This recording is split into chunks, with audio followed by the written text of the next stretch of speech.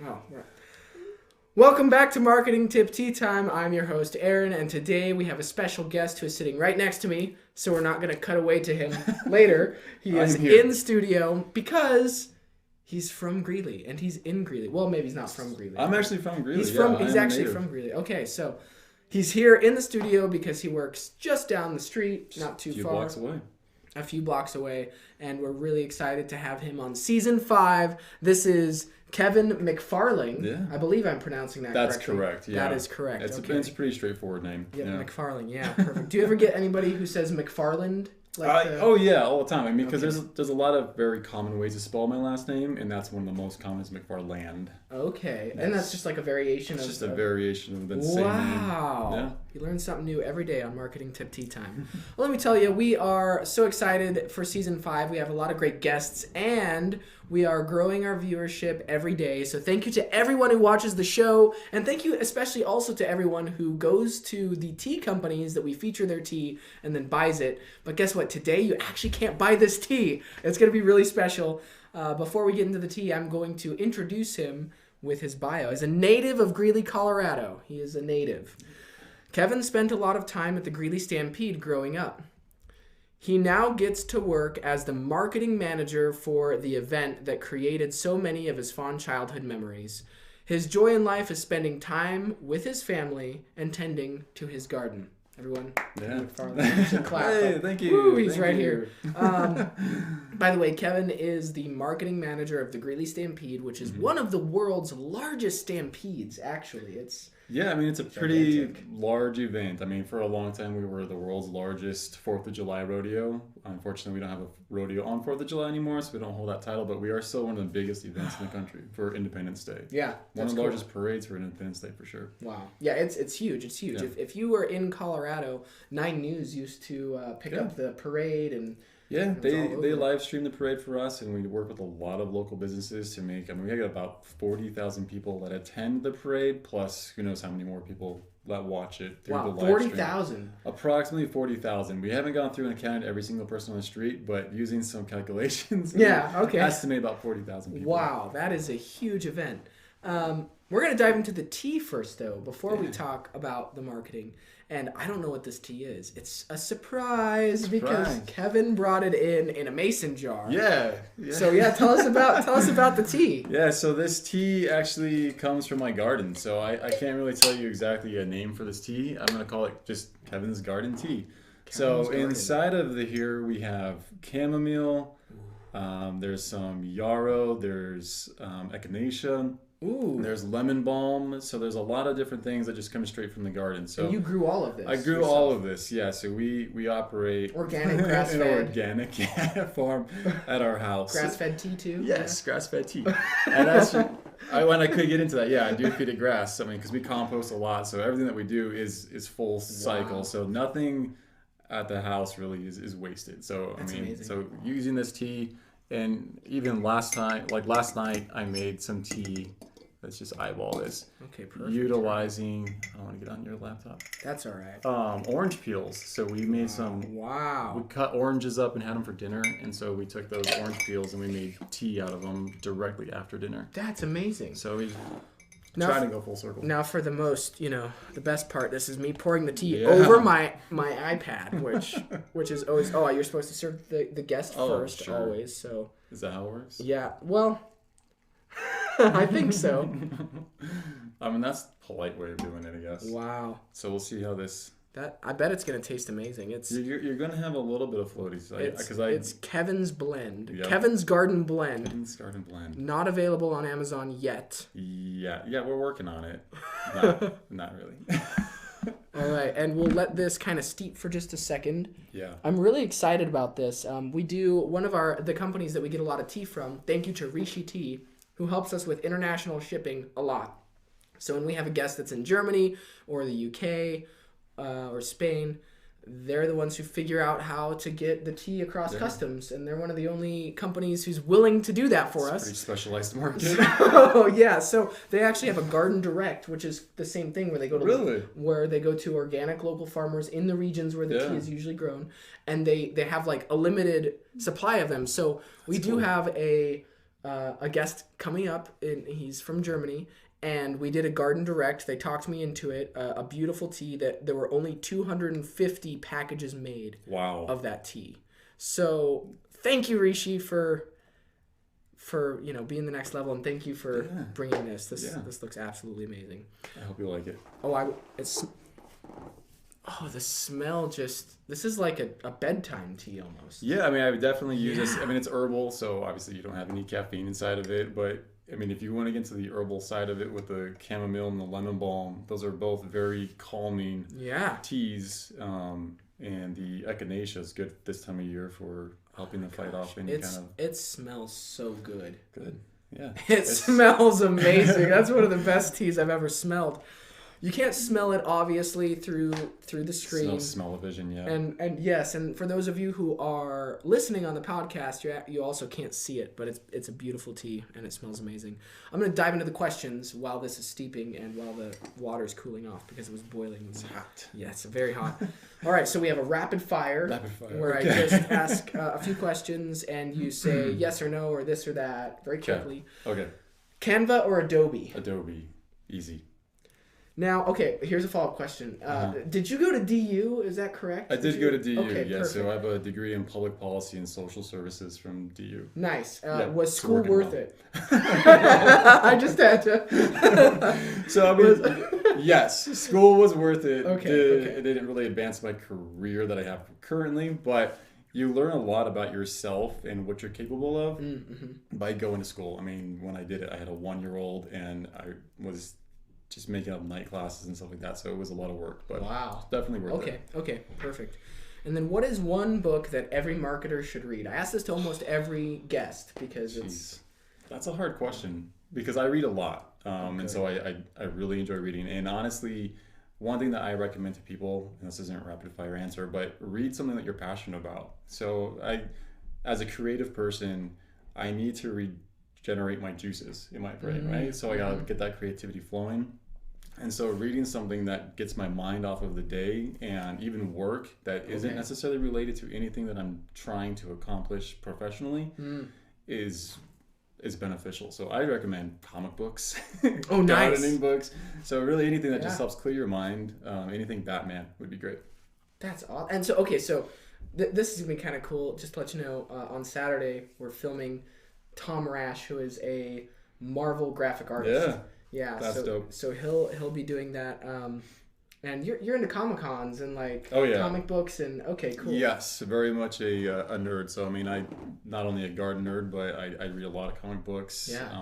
We read a lot of different things that kind of around that. My sons are really into Harry Potter and all that entire world. So we're deep into it for sure. Okay, so it seems like that had some influence on like a graphic design career a little bit. Yeah, definitely. I mean, because I think when you're going through like reading comic books and things like that, it gives you a very different world than what you're used to, and doors are open to anything, right? Because the possibilities are endless when you're in comic books, and so I think that just helps get your creativity going and thinking about the different ways of doing things. And obviously looking at the illustrations in the comic books and how they're designed and laid out there's some phenomenal books out there that really showcase the peak of what it's like to do that kind of work. Yeah, that's really cool.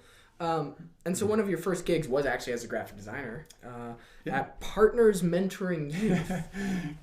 Tell me a little bit about your journey, I guess, with that and your education at DU, and how this all culminated in being the marketing coordinator, director, manager at the Greeley Stampede. Yeah, so the Partners Mentoring Youth was a volunteer job that I had, and it was a special event that they were doing. And so I worked on designing a logo and some flyers and things like that for that special event. And so I had been working as a graphic designer for some sign companies before that. So it wasn't necessarily my first job as a graphic designer. What it was, though, was the first time that I stepped out of my own shell to do something for another company that wasn't like through the company I was working for. So It was like my first, like, Kevin going out and doing this job. It also kickstarted my freelance work that I do pro bono. basically. So I do a lot of Okay. work for nonprofits, and so like when I worked for the partners group, I didn't charge them. They had a need that they couldn't fill financially, right? And so since I'm from this community and I'm passionate about this community, I do a lot of work with organizations that can't necessarily afford a graphic designer, Wow. but really need something taken care of. And so like right now I have some projects I'm working on Kiwanis with, outside of the Greeley Stampede and Wow. whatnot, just to help them improve what they're doing so that they can move forward with their goals. Because I mean, when you're presenting something professionally with nice graphics, it really helps out a lot. You know, it makes it a lot more professional. So I've been designing since high school, and really my first like job that I did in high school was an assignment designing the logo for the acting club at my high school. And Which high school did you go to? Northridge. Northridge High School. I went to Greeley West. Go Grizzlies. Go Spartans. So that really, at that point in time, I was dead set on being a lawyer, which is actually why I ended up going to DU. Oh, and that's a great school to become a lawyer. It is. Yeah. It is. And so my teacher at the time that was teaching my graphic design class told me point blank, like, you're not going to be a lawyer. You're going to be a graphic designer. And I was like, well, whatever. Like, that's not in my cards. Like, yeah, it's fun. I enjoy doing it. Mm-hmm. And I went through a lot of life changes and figuring out who I was and trying to step away from being a graphic designer, but I always kept coming back to it. And so I just stopped fighting it and took it on. And so that's kind of where I'm at now. And when the position opened up for the Greeley Stampede, being from Greeley and it being such a big part of my childhood, I was like, I have to have that job. And so I went after it. So essentially you fought your fate for a while. A little bit. and then you finally really accepted tried. it. And... Yeah, I mean, I got a degree in restaurant management. I opened my own chocolate company, so I made chocolate truffles for a long time. I designed T-shirts. I mean, that's still graphic design, but that's for myself. I had no idea. So yeah. Oh, our research team. I'm gonna have to yell at them. It's me. I'm gonna have. Well, in all fairness, I'm not very good at promoting me as a person. So I mean, you saw my LinkedIn. Like, marketing. It's always like the marketer doesn't market themselves. Yeah. The cobbler's children have no shoes, as the saying goes. Exactly. So. Yeah. Wow. Okay.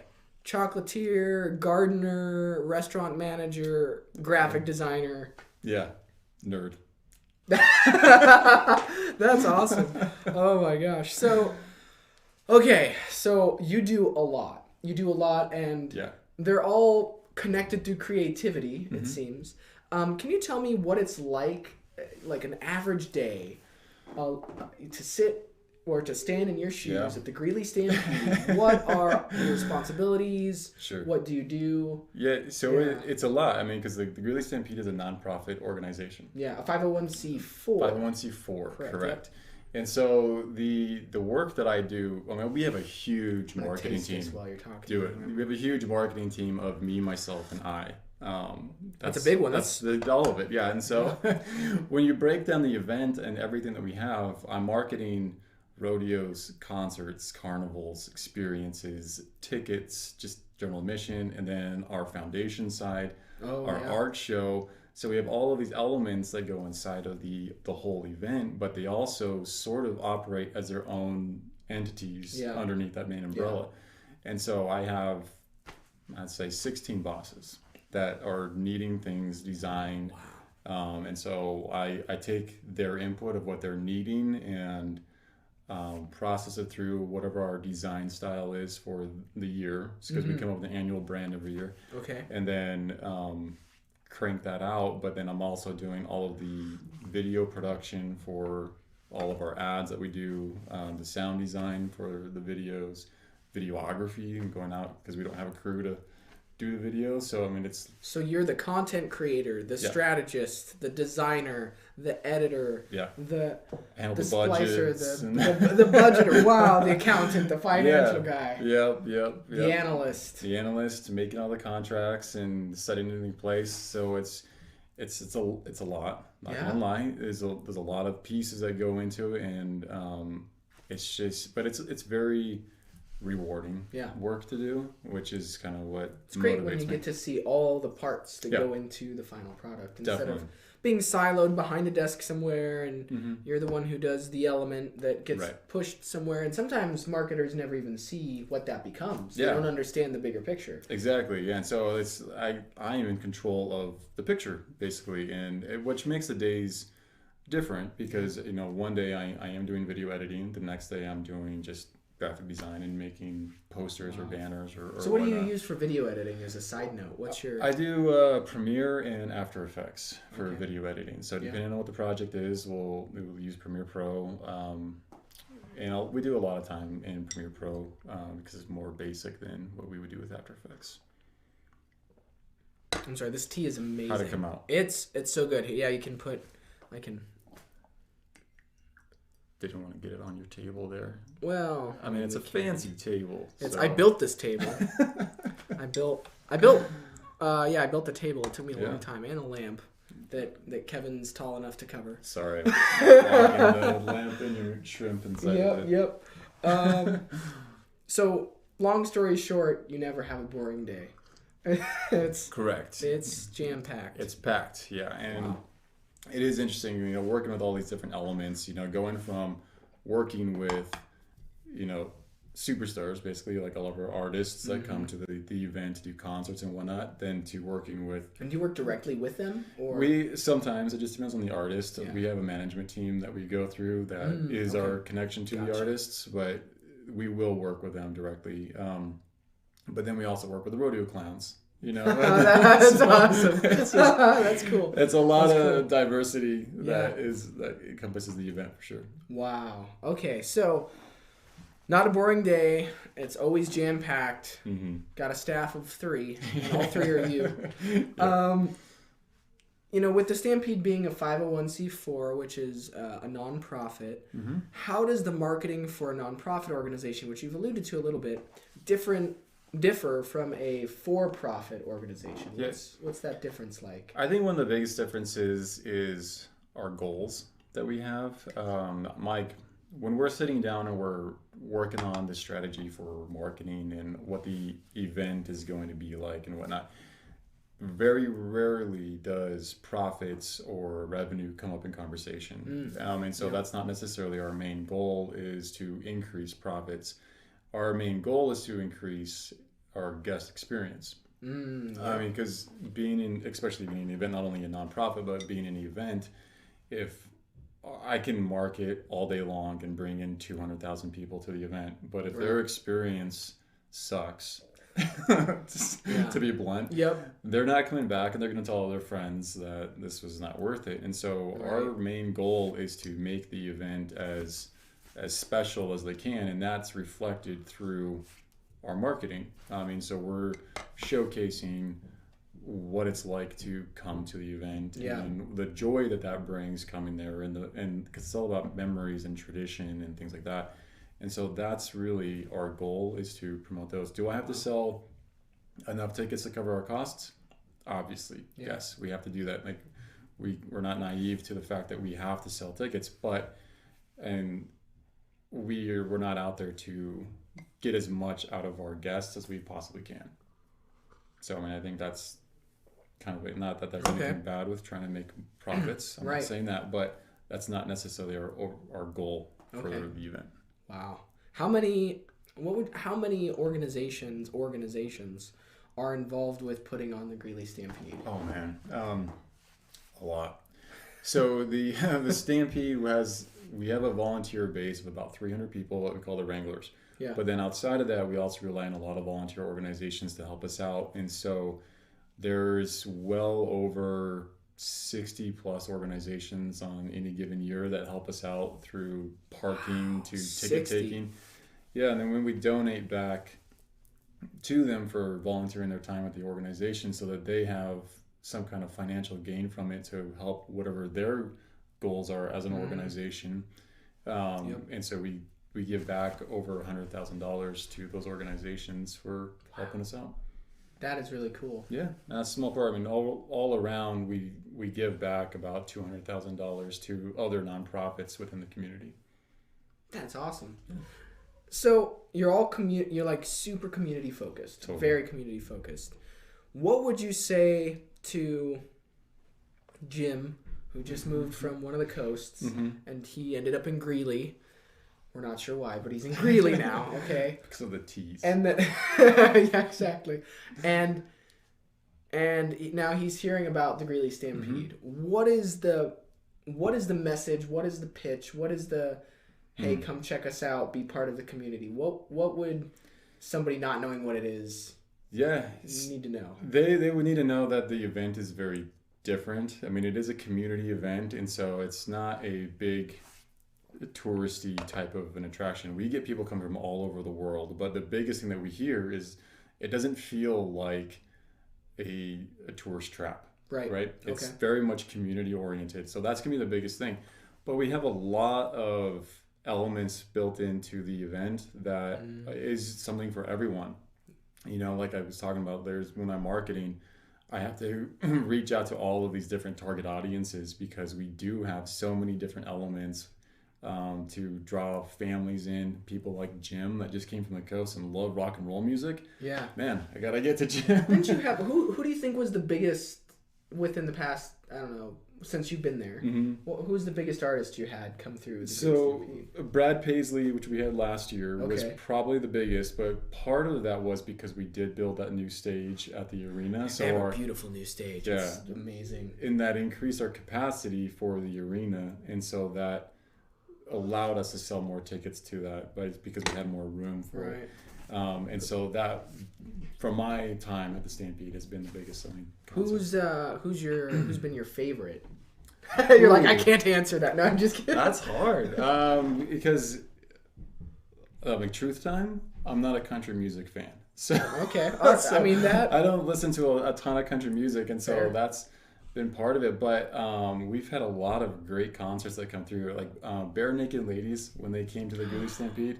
That was a really fun comp. That was in 2017 that we had Bare Naked Ladies. Missed it.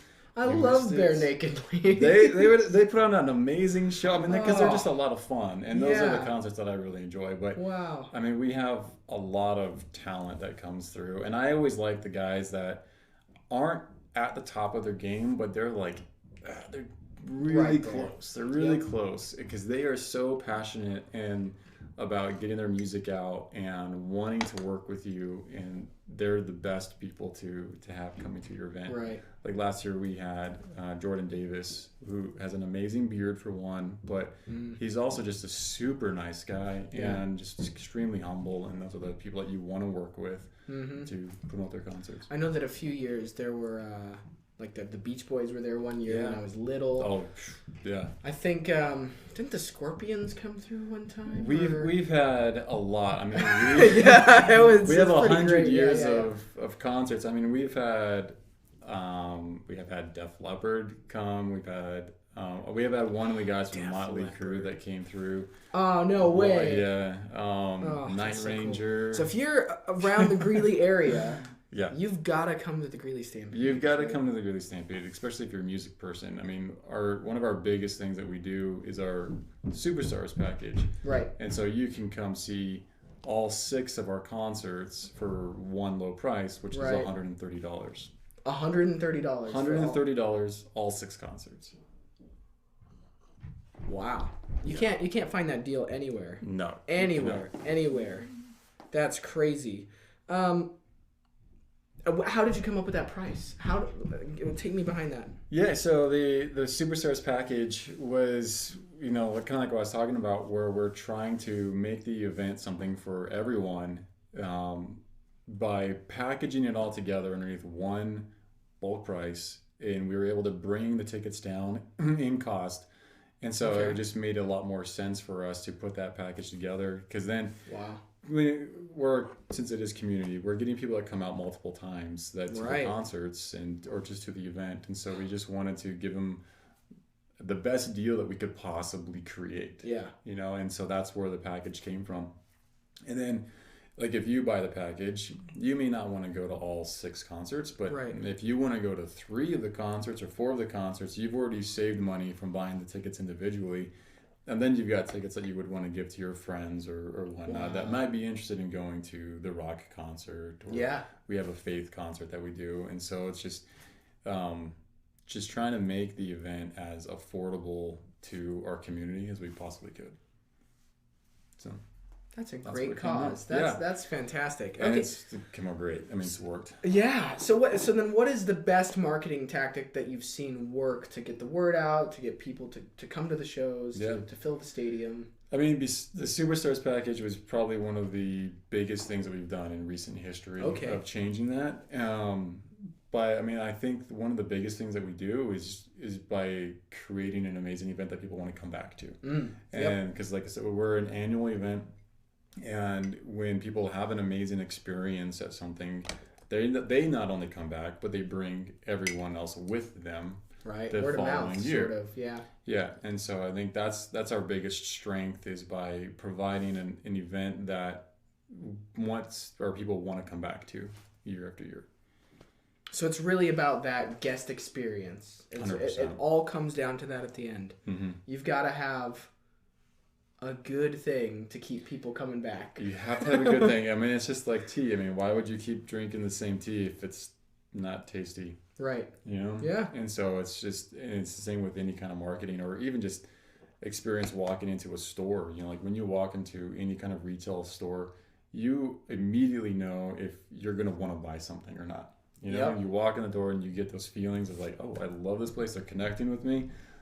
Like, I'm going to seriously look around and find something that I want, versus like, oh, this is a weird, creepy kind of basement looking place. Do I want to buy something here? And so, I mean, it's the way that it all works.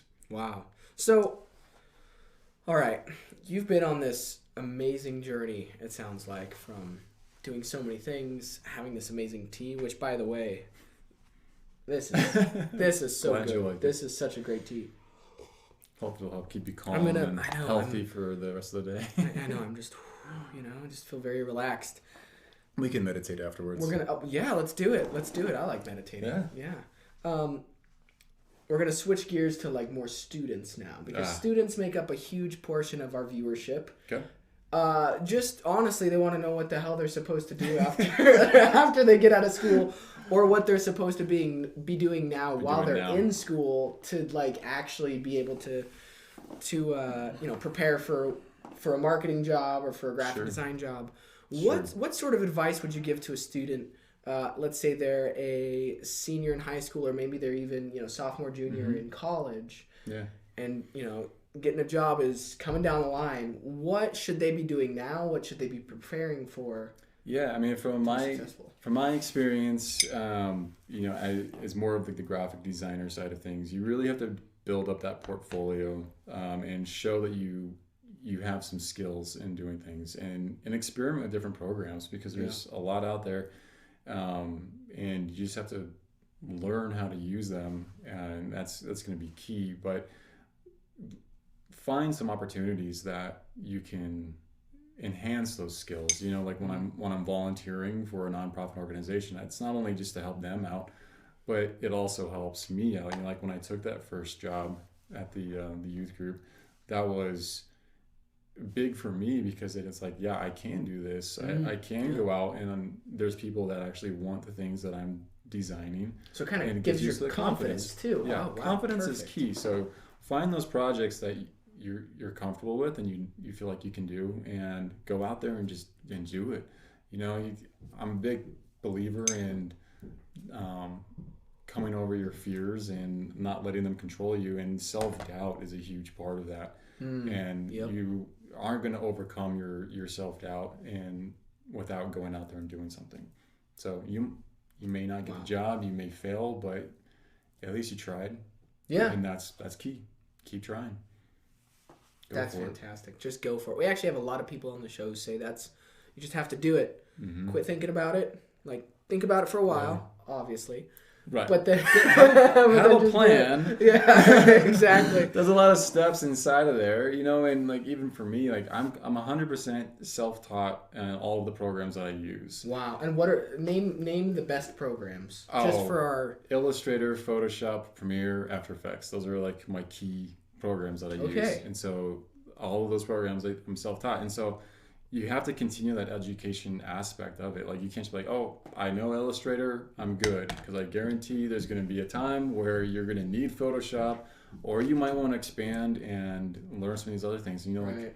there's so many different programs out there. I mean, we've learned character animation and using all of the other the animation suite that Adobe has now. Yep. We're experimenting with those and trying to push on. Is that cool? Is that a really cool? cool? So cool. Oh, okay, nice. I've been wanting to play with it. Oh, like their aperture things that they have for creating your model is amazing. That's so awesome. yeah, I highly recommend going out there and learning about that program. Wow. Some fun things out there, and they're making it, honestly, they're making it easier than what it used to be. So there's a lot of things I could do with a couple clicks in Photoshop that back in the day I would have to, I'm going to aging myself here, but I would have to spend like hours trying to get that same effect that you just done. That's great. So, and I think that's part of the other thing is you can't sit and say, oh, I know this, even this one specific program, because in a few years it'll update. Oh, and things are going to be different.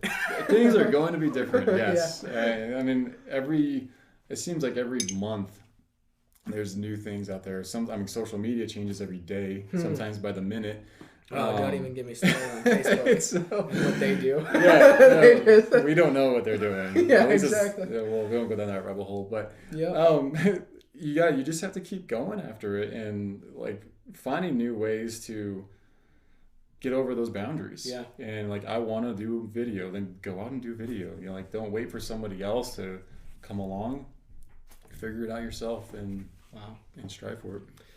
All right. Tell everyone who's watching or who will be watching. This is pre-recorded now. But tell everyone how they can get a hold of the Greeley Stampede, what they should do, what they should go to. Yeah, give some information about that. Yeah, so you obviously can find us online at greeleystampede.org. We are on Facebook and Instagram. Pretty easy to find. Just search for Greeley Stampede. And if you send us a message, I'm going to be the person that responds to you. So, because I manage all the social media. So send me a message. Lots of messages. Yeah, just bring all the messages. And then look for us June 22nd through July 4th this year. Fantastic. All right. Well, thank you so much, Kevin. You have been a great guest with amazing tea. This tea, let me tell you, it's blowing my mind. Good. This is I think some of the best tea we've had on the show, actually. That's big. You've had a lot of tea. We have had a lot of tea. And there's this is there mint in here? There is mint in there, because there's this refreshing part, and then the cooling. That's right. It's pretty great. It's a whole roller coaster of things. So I'll get some more tea on. I can bring you some other varieties. That would be fantastic. I would you should come to the garden sometime. I will. See the garden. It's going to happen. We'll do some fresh cut tea that day. All right, everyone. This is gonna happen, so stay tuned. That'll be season 6. Yeah, we'll behind the scenes. Yeah, exactly. Thank you to everybody who has given us the opportunity to do what we do. We're trying to bring good marketing information to people who want it and need it. We've noticed that in the market, there's a lot of information out there that might not be so real or so useful. So we are bringing you experts in their field who have real experiences and trying to get you true tips and tricks and sips of tea so that you can enjoy at home and you can learn. So this is for the student, this is for the CMO, this is for the business owner, the marketing manager, anybody who touches marketing. We hope that you get good information from the show. And if you know anybody who you think is an expert who could give us some great advice on the show, please send them our way. If you have a tea that you'd like featured on the show, also send them our way, and we'd be happy to have them. Don't forget to like, subscribe, share with a friend who you think will find this information useful or funny or entertaining or whatever you think they'll get out of it. We'll take it. And go like, subscribe, YouTube, Facebook, Instagram, TikTok, all of them. We're all over everything. Thank you to Bike Shop Agency, our producers, Phil Van Drunen, our technical producer, Josh French, who is also our technical producer, Peter Romero, who is our graphics and sound supervisor, and thank you to Alyssa Youngval and Sheridan Youngval, who designed the set in the back here. I built the table. Yeah, they designed the set. So thank you to everyone who makes this show possible, and until next time, Nostravie, cheers, like, share, subscribe, we love you all. And go to the Stampede. All right.